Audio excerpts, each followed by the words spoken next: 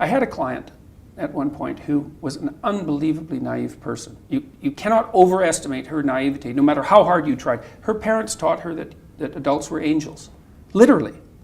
And she believed that in a strange sense. When I met her, she was in her 20s. And she had this extraordinarily naive view of people and had been hurt. And if you're very naive and you've been hurt by someone, you often disintegrate because it blows your world apart, and that's what had happened to her. And I said, she had a university degree, and I said, well, look, like in the liberal arts, I said, didn't you read any history? And she said, well, yeah. And I said, well, didn't that disturb the whole adults are angels hypothesis? And she said, well, I read it, but I just compartmentalized it. Yeah. And that gave me the key to what was wrong with her, and we successfully dealt with it. But I had her to begin her process of cure, oddly enough, because she had to understand malevolence, because she had been touched by it, right? She had to understand it because her naive worldview had been shattered by the hand of malevolence. I had her read a book called Ordinary Men by Browning, and it's a study of these Polish policemen, German policemen who were sent to Poland after the Nazis had marched through Poland, and they were sent to police Poland, and they were, decent middle-class guys, essentially, most of whom had been hit maturity before Hitler had come to power, so they weren't indoctrinated Nazis, not like the Nazi youth types were, and they had to go to Poland and be policemen under wartime conditions. And they had a very humane commander, and he told all of them that they were going to have to do things that would be far more brutal, in all likelihood, than they were normally prepared to do in their role as non-military policemen, but that they could go back to their old job if they wanted to. So it wasn't top-down enforcement of an authoritarian ethos. And Browning documents their transformation from the guy next door, the policeman next door, into people who were taking naked pregnant women out into fields and shooting them in the back of the head. And it's a brutal book because, well, these men, it's like it just ruined them to do that to themselves. They were physically ill during the process of transformation, and he does a very good job of documenting how an ordinary person transforms into a Nazi murderer. And I had to read that. I said, but don't you compartmentalize it. This is about you, right? This isn't about someone else. When you read history, you think, well, that's about someone else. It's like, unless maybe you're a victim and you identify with the victims. It's a very rare person who reads history and identifies with the perpetrators. But unless you read history and identify with the perpetrators, then you don't understand history at all. And so who wants to understand that? And I get my students, I said, look, I've told them this for 30 years. Here's something you have to understand. If you were in Nazi Germany, the statistical probability is overwhelming that you would have been a perpetrator. Yep. Right? You think you would have rescued Anne Frank. It's like, think again. Those people are very, very, very, very rare. They put their lives on the line to do that. They put their families' lives on the line to do that. You think you're one of those people? Really? It's like that. All that means is that you know nothing. You know nothing about yourself. You know nothing about people. You know nothing about politics or economics or history. It's a harsh lesson. But the truth about Germany in the 1930s, it was probably the most educated society the world had seen to that point in time. Education alone, cleverness in inverted commas alone, intelligence alone. Sophisticated civilization alone. No, right. Yes, so, absolutely. There's no substitute for character. So we don't want, it's Pascal talked of the glory and the scum. To reach our full humanity, it seems to me we need to understand both intention. Now, Carl Jung the unbelievable scum that lies in terms of our potential at the bottom of every heart. The extraordinary nobility, you call it the spark of divinity, I would say made in the image of a mighty creator. You've got to hold those things in suspension if you're to find your real humanity. And in fact, the way through to the good place is surely through the valley of darkness in the first place. Well, you think, well, if it's possible to be enlightened, why isn't everyone enlightened? It's like, well, you don't get to paradise, you don't get to heaven without harrowing hell first, right? And who's going to do that? Like, that's a terrible thing to do. It isn't even clear that you can survive it. No, I mean, it's brutally damaging to come to terms with your own proclivity for malevolence. And so people don't do it, and it's no wonder.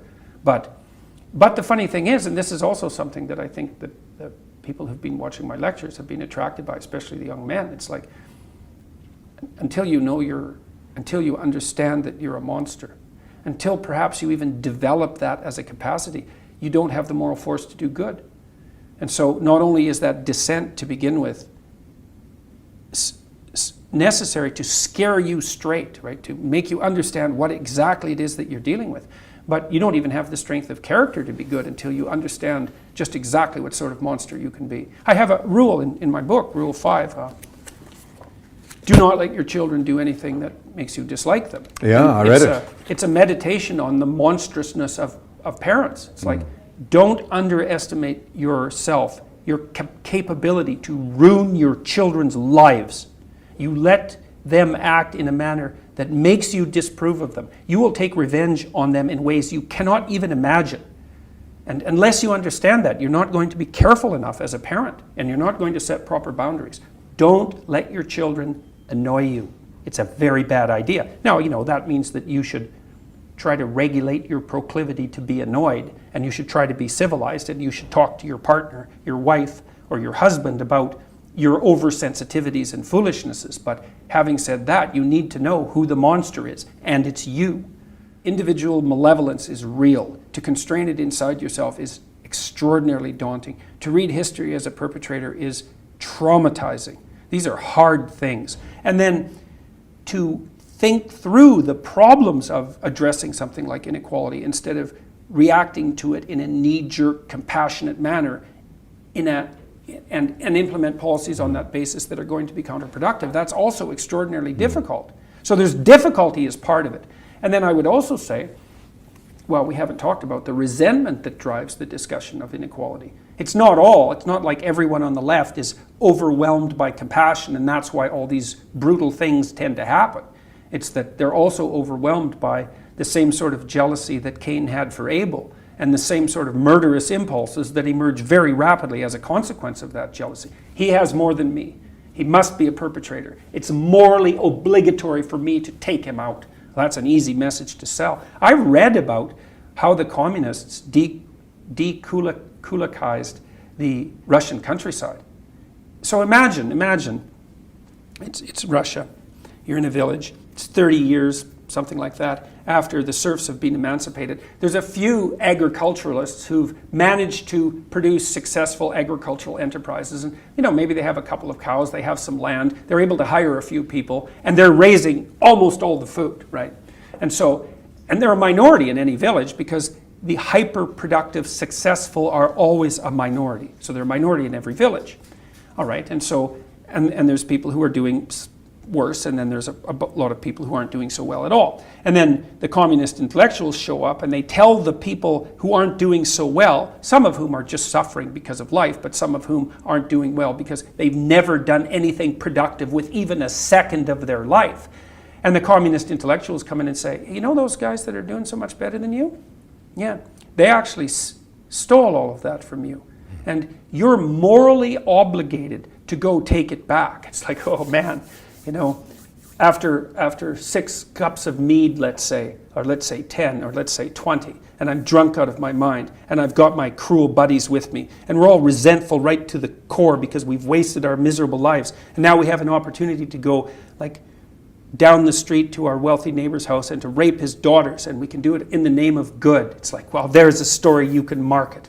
And that happened everywhere in the Soviet Union. And so they wiped out the kulaks. It's like, great. And then 6 million Ukrainians starved to death. Yeah, that's right. Brilliant. Yeah. I'm a farmer. Brilliant. The Ukraine was the breadbasket of Europe. Mm-hmm. That's what it was. Mm-hmm. Then it became a region pathetically unable to feed itself. And yet, the same sort of worldview that gave rise to that, we're now being told, you use the word neo-Marxist. Many people in Australia use the word cultural Marxist.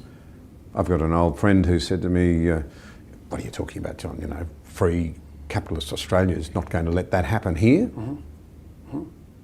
Well, Qantas Airlines took a nice step towards that the other day, and they adopted their language policing policies. These corporations who should know far better let these far left fifth columns into their organizations. They think they're not going to pay for that. They think they're going to stop with some demands for the reconstruction of language. Not like the demands for reconstruction of language, by the way, are trivial. They're maybe the most important thing you could possibly demand, right? I want to reshape the way you speak. I want to reshape the way you think. It's like, well, that's okay, as long as it doesn't interfere with the bottom line. It's like, it'll interfere with the bottom line. You let that fifth column in. It's a warning to corporate people. You let that fifth column in, man, you're going to regret it. You're going to regret it. So, and things can turn on a dime, you know, a very well-organized minority, even if the majority opposes them, and they do. A very well-organized minority can have an unbelievably pernicious effect on an organization. Margaret Mead's made that point. Well, Societies change direction when a small group of people decide to change its direction. That's the way history works. Well, that's what happened in the universities.